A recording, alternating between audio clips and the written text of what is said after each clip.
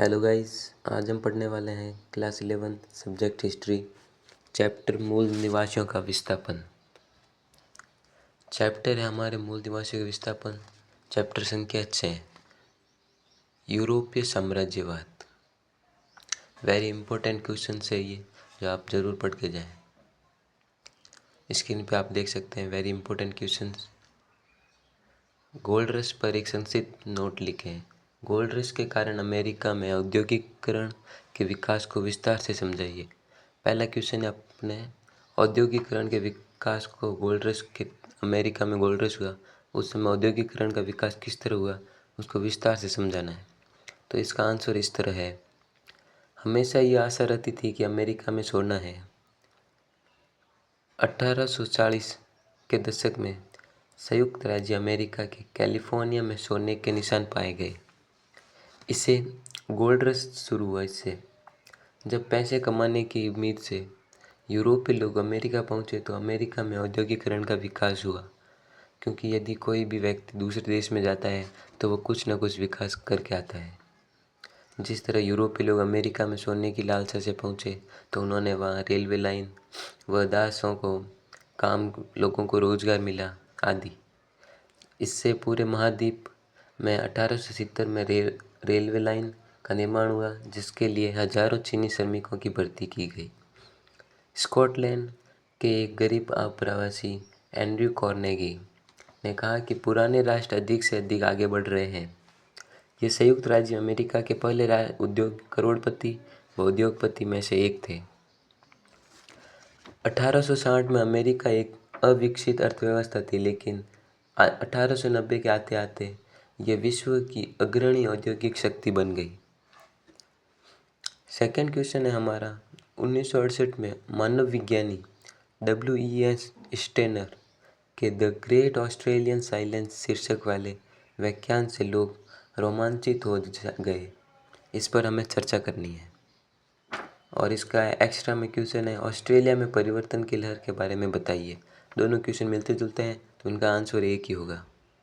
इसका आंसर इस प्रकार है कि हेनरी रेनॉल्ड्स ने एक सख्त पुस्तक लिखी थी, हमने क्यों नहीं बताया।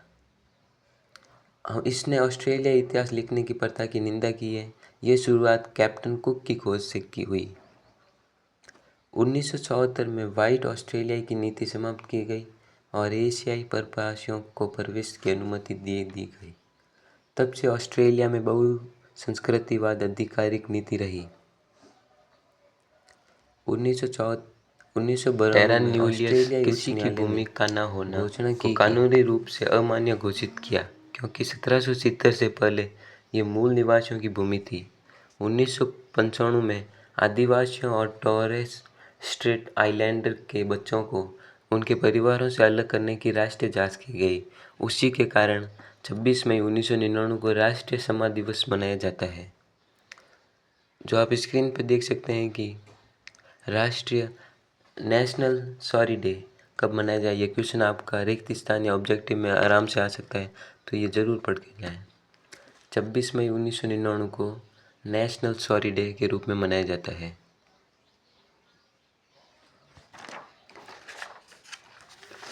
थर्ड क्वेश्चन है हमारा, उत्तरी अमेरिका के मूल निवासियों के अधिकारों एवं हितों के लिए क्या कदम उठाए गए, उनकी वर्तमान स्थिति क्या है। उत्तरी अमेरिका के जो मूल निवासी हैं उनके हितों के लिए क्या कदम उठाए, वो उनकी अभी वर्तमान में स्थिति क्या है, वो उस समय उनकी स्थिति क्या थी, उसका वर्णन करना है हमें। तो उसका आंसर इस प्रकार है कि 1934 का इंडियन पुनर्गठन अधिनियम पारित किया गया। इस अधिनियम ने मूल निवासियों को जमीन खरीदने का अधिकार दिया गया। मूल निवासियों को मुख्य धारा में शामिल होने के लिए प्रेरित करने का प्रयास सरकार ने मूल निवासियों के मुख्य प्रावधानों में हस्तक्षेप करने से मना किया। सरकार को आशा थी कि मूल निवासी यूरोपीय संस्कृति अपना लेंगे, लेकिन 1954 में इंडियन अधिकारों की मांग की मूल निवासी द्वारा अमेरिका नागरिकता स्वीकार की गई, लेकिन इस शर्त पर कि उन्हें आरक्षण देना होगा। आप स्क्रीन पर देख सकते हैं कि सरकार ने मूल निवासियों के मुख्य प्रावधानों में हस्तक्षेप करने से मना किया। सरकार को आशा थी कि मूल निवासी यूरोपीय संस्कृति अपना लेंगे, तो उस कारण उन्हें 1954 में इंडियन अधिकारों की मांग के लिए मूल निवासियों द्वारा अमेरिकी नागरिकता स्वीकार की गई, लेकिन इस शर्त पर कि उन्हें आरक्षण देना होगा। आदि इस प्रकार से आप क्वेश्चन लिख सकते हैं। और इसका सेकंड पॉइंट है हमारे 1982 का संविधान अधिनियम। यह इम्पोर्टेंट है, जरूर पढ़ के जाएं। 1969 में कनाडा सरकार ने मूल निवासियों को अधिकार देने से इनकार कर दिया, लेकिन कड़े विरोध के कारण 1982 में उन्हें विशेष अधिकार दिए गए। वर्तमान स्थिति में मूल निवासियों की संख्या कम हो गई, लेकिन फिर भी वह अपनी संस्कृति पर अपना अधिकार जताने में सक्षम है।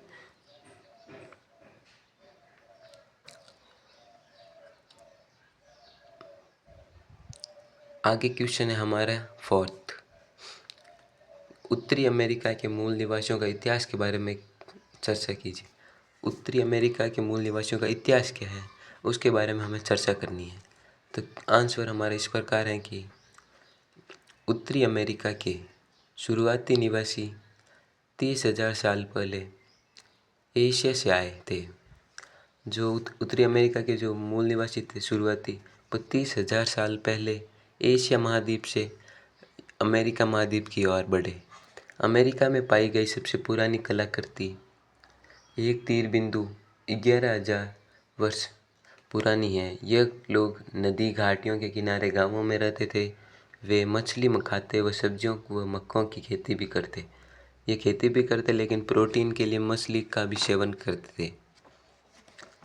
ये इम्पोर्टेंट है कि ये मांस की तलाश में लंबी यात्राएं करते व ये मुख्य रूप से बाइसन घास के मैदानों में जंगली भैंसों की तलाश करते। उनकी परंपराओं की एक महत्वपूर्ण विशेषता औपचारिक गठबंधन और मित्रता बनाने और उपहारों का आदान प्रदान करना था। आप वापस देख सकते हैं, ये मांस की तलाश में लंबी यात्रा करते।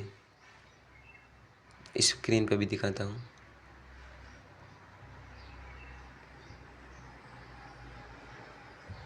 ये मांस की तलाश में लंबी यात्राएं करते, बाइसन घास के मैदानों में जंगली भैंसों की तलाश करते। उनकी परंपराओं की एक महत्वपूर्ण विशेषता औपचारिक गठबंधन और मित्रता बनाना और उपहारों का आदान प्रदान करना था।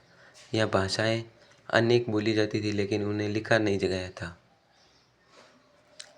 कुछ भाषाएं हैं जिन्हें बोली जाती हैं, लेकिन वो लिखी नहीं जा सकती। अगला क्वेश्चन है हमारा पांचवा क्वेश्चन है 17वीं शताब्दी में उत्तरी अमेरिका के मूल निवासी यूरोपीय व्यापारियों के साथ कैसा व्यवहार करते थे। उत्तरी अमेरिका में यूरोपीय लोग मांस मछली व शिकार की तलाश में, लेकिन दक्षिण अमेरिका में यूरोपीय लोग सोने चांदी की तलाश में आए थे। स्थानीय उत्पादों के बदले यूरोपीय लोग मूल निवासियों को कंबल, लोहे के बर्तन, बंदूकें, जानवरों को मारने के लिए धनुष और तीर के लिए उपयोगी पूरक थे। उन्हें शराब भी दी जाती थी, लेकिन मूल निवासियों ने उन्हें यूरोपीय लोगों को तंबाकू की लत लगाई और यूरोपीय लोगों ने उन्हें शराब की लत लगाई। ये इम्पोर्टेंट क्वेश्चन है कि आपसे पूछा जाता है मूल निवासियों ने यूरोपीय लोगों को किस की लत लगाई। अगला क्वेश्चन है हमारा छठा, 19वीं शताब्दी में अमेरिकी के भूदृश्य में परिवर्तन के कारणों की व्याख्या करें। ये परिवर्तन क्या है। ब्रिटेन और फ्रांस के कुछ प्रवासी अमेरिका में ज़मीनों के मालिक बनना चाहते थे, क्योंकि उन्हें अपना वहाँ छोटे बेटे होने के कारण ज़मीनें नहीं मिलती। ब्रिटेन और फ्रांस में ऐसी प्रथाएं थी कि यदि कोई घर का बड़ा बेटा है उसी ज़मीन का मालिक बनेगा, लेकिन छोटे बेटे को ज़मीन नहीं दी जाती। जर्मनी, स्वीडन, इटली आदि के कई अप्रवासियों ने अपनी ज़मीन बड़े किसानों के हाथों खो दी। यूरोपीय लोगों ने भूमि को साफ किया और कृषि का विकास किया। ऐसी फसलें चावल, कपास शुरुआती जो यूरोप में नहीं उगा करती और इन्हें लाभ के लिए बेचा जाता था। सातवां क्वेश्चन है हमारा, संयुक्त राज्य अमेरिका में गुलामी की शुरुआत और समाप्ति के लिए जिम्मेदार कारणों की व्याख्या करें। आंसर, यूरोपीय लोगों ने अमेरिका में दास खरीदने प्रारंभ किए। संयुक्त राज्य अमेरिका के उत्तरी राज्य, जहाँ की अर्थव्यवस्था वृक्षारोपण पर निर्भर नहीं थी, ने गुलामियों को समाप्त करने के लिए तर्क दिए, जिसकी उन्होंने अमानवीय प्रथाओं के रूप में निंदा की। 20वीं सदी में अफ्रीका अमेरिका नागरिक स्वतंत्रता की लड़ाई जीतने में सक्षम हुआ और स्कूलों सार्वजनिक परिवहन में गोरे काले के बीच अलगाव समाप्त हो गया। 20वीं सदी आते आते अमेरिका और अफ्रीका के बीच काले गोरे का भेद समाप्त हो गया। ये इम्पोर्टेंट है। अमेरिका के राष्ट्रपति अब्राहम लिंकन ने दास प्रथा के उन्मूलन में महत्वपूर्ण भूमिका निभाई। दास प्रथा में अब्राहम लिंकन जो अमेरिका के राष्ट्रपति थे, उन्होंने महत्वपूर्ण भूमिका निभाई। अमेरिका के मूल निवासियों को अपनी भूमि से बाहर जाने के लिए क्यों मजबूर होना पड़ा? इस विस्थापन के लिए जिम्मेदार कारण क्या थे? आंसर हमारा इस प्रकार है। यूरोपीय लोगों द्वारा मूल निवासियों को अपनी ज़मीन से हटा दिया गया। जलवायु परिवर्तन के दौरान 1500 से अधिक लोग बीमार हो गए और यूरोपीय लोगों के समर्थक उच्च अधिकारी भी थे। वे आगे लोग ट्रेल ऑफ टीयर्स में मर गए। 1832 में अमेरिकी मुख्य न्यायाधीश, ये इम्पोर्टेंट है, ये पॉइंट इम्पोर्टेंट है, आप ज़रूर इसे याद करते जाएं। 1832 में अमेरिकी मुख्य न्यायाधीश जॉन मार्शल ने एक महत्वपूर्ण निर्णय सुनाया। उन्होंने कहा कि चेरोकी एक विशिष्ट समुदाय है, उसे ज़मीन दे देनी चाहिए। लेकिन इसके विपरीत अमेरिकी राष्ट्रपति एंड्रयू जैक्सन ने मुख्य न्यायाधीश के फैसले को इनकार कर दिया और अमेरिकी सेना को चेरोकी समुदाय की भूमि से बेदखल करने व रेगिस्तान में ले जाने का आदेश दे दिया। कई जनजातियों को मूल रूप से एक जनजाति द्वारा कब्जा की गई भूमि को साझा करने के लिए मजबूर किया गया, जिससे उनके बीच झगड़े हुए करते। ये इम्पोर्टेंट है। 1865 से 1890 तक विद्रोही की एक श्रृंखला को कुचल दिया गया और 1869 से 1885 के बीच मैटिस द्वारा सशस्त्र विद्रोह हुए। अगला क्वेश्चन है हमारा नंबर। ऑस्ट्रेलिया के मूल निवासियों द्वारा ऑस्ट्रेलिया में प्रारंभिक रूप से बसने वाले लोगों के बारे में क्या लिखा? इसका आंसर हमारा इस प्रकार है। आदिवासी 40,000 साल पहले न्यू गिनी से ऑस्ट्रेलिया पहुँचे। 18वीं शताब्दी में 350 से 750 तक मूल समुदाय थे व 200 भाषाएँ थीं।